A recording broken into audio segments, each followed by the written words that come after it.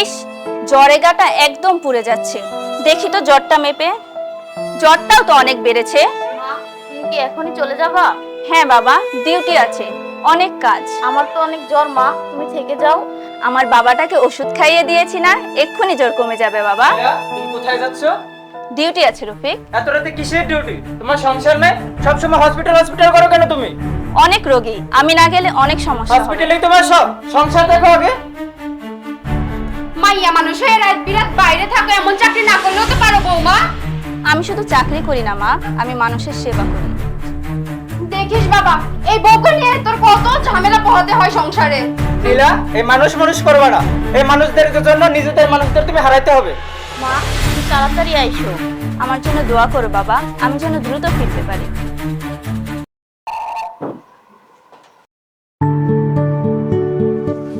আপু, আপনি আসছেন? আজকে তো ওয়ার্ডে অনেক চাপ কাজে। চাপ তো থাকবেই, আমরা নার্স, চাপের মাঝেই তো কাজ করতে হয়।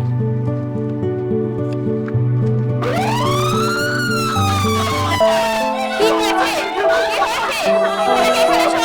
দ্রুত ওনাকে এখানে সরান। দ্রুত রোগীকে এখানে সরান। কি হয়েছে ওনার? কি হয়েছে ওনার? কি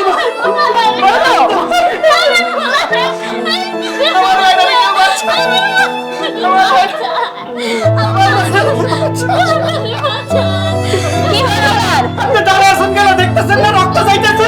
শান্ত হন, আমরা দেখছি। শান্ত হবো কেমনে? আমার ভাই মরে যাইতেছে, আপনি কি করতেছেন?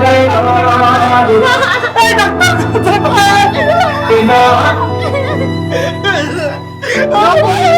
দ্রুত ব্লিডিং অফ করো, আইভি চ্যানেল ওপেন করো আর স্যালাইন দাও। সতীপ, আপনি শুনতে পাচ্ছেন? আপনি একদম ভয় পাবেন না, আমরা আপনার পাশে আছি। আপনি দ্রুত সুস্থ হয়ে উঠবেন।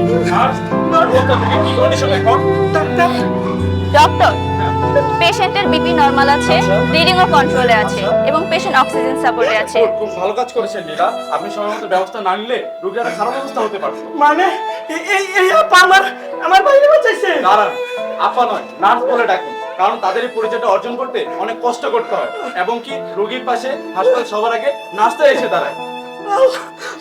আল্লাহ তোমারে সুখে রাখুক। আমি তো ভাবছি আমার পুরো বাঁচাইতে পারবো না। আপা আমি নার্স, আমি বুঝি না, আপনার সাথে অনেক খারাপ ব্যবহার করেছে, আপনি আমার মাফ করে দিন আপা। রোগীর আপন লোকেরা ভয় অনেক কিছু বলে, কিন্তু আমরা সেটাতে কিছু মনে করি না। তোমরা না থাকলে বাবা গো, মত গরিব মানুষ তো কি হইতো মা। আমরা শুধু রোগীকে ওষুধ দেই না চাচি, আমরা রোগীর ভয় কমাই, পরিবারের ভরসা হই এবং নিজের কষ্টকে লুকিয়ে অন্যের জীবন সামলাই, কারণ সেবাই আমাদের পরম ধর্ম। তোমার শরীর এখন কেমন আছে আপু? ও, আমার তো একটা ক্যানোলা করতে হবে। তোমার ফল খেতে হবে, না হলে তোমার শরীরটা আরো দুর্বল হয়ে পড়বে। আমি রফিককে পাঠিয়েছি ডাবের Excuse পানি me? নিয়ে আসার জন্য। আপনার রোগীর ক্যানোলা করতে হবে। খেয়াল রাখবেন আমার রোগী যেন ব্যথা না পায়। শুনুন, ক্যানোলা করতে গেলে রোগী একটু ব্যথা পাবে, রোগীকে ধৈর্য ধরতে হবে।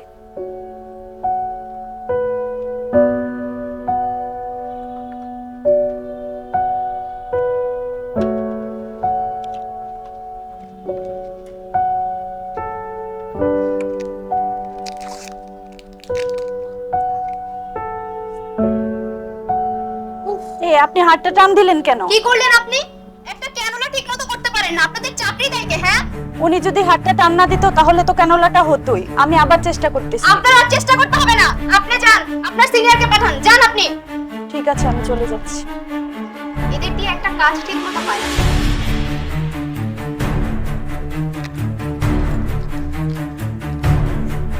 কি করো, এসিটাও চলছে না।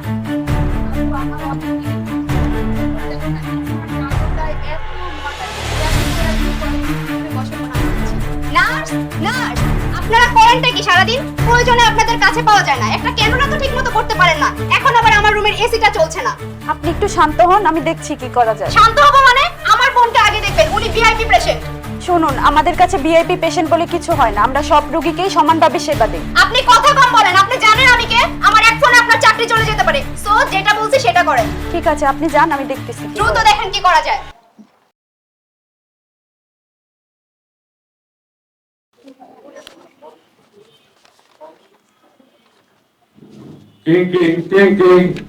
হ্যালো, নীলা, অনেক জ্বরটা না আবার বেড়েছে।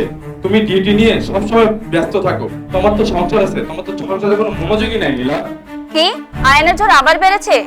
আমি চেষ্টা করছি দ্রুত বাড়ি ফেরার। চেষ্টা? তুমি চেষ্টা করছো? তুমি কি মানুষ? তোমার কি কোনো মাতৃত্ব বোধ নেই? তোমার সাথে আমার কথাই বলতে ইচ্ছা করছে না। আজকে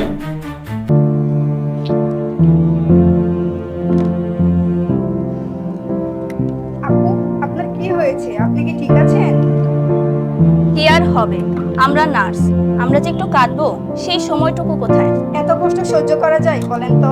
হ্যাঁ যায়। একজন রোগী যখন নার্স বলে ডাক দেয়, আমার মনে হয় আমার দায়িত্ব আরো কয়েক গুণ বেড়ে গেল। নার্স, এদিকে একটু আসো। চলো নকুল, নিজের দুঃখ না হয় পরে শোনাবো, আগে রোগীর দুঃখ চলেন শুনি। আপু।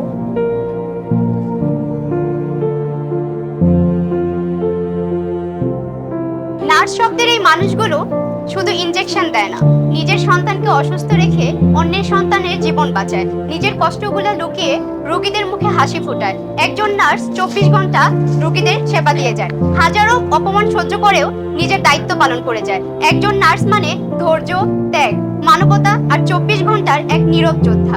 তাই সকলে নার্সকে সম্মান করুন, কারণ একজন নার্স হসপিটালের সেই কঠিন মুহূর্তে যখন আপনার পাশে কেউ থাকে না, একজন নার্সই সর্বপ্রথম আপনার পাশে এসে দাঁড়ায়। ধন্যবাদ।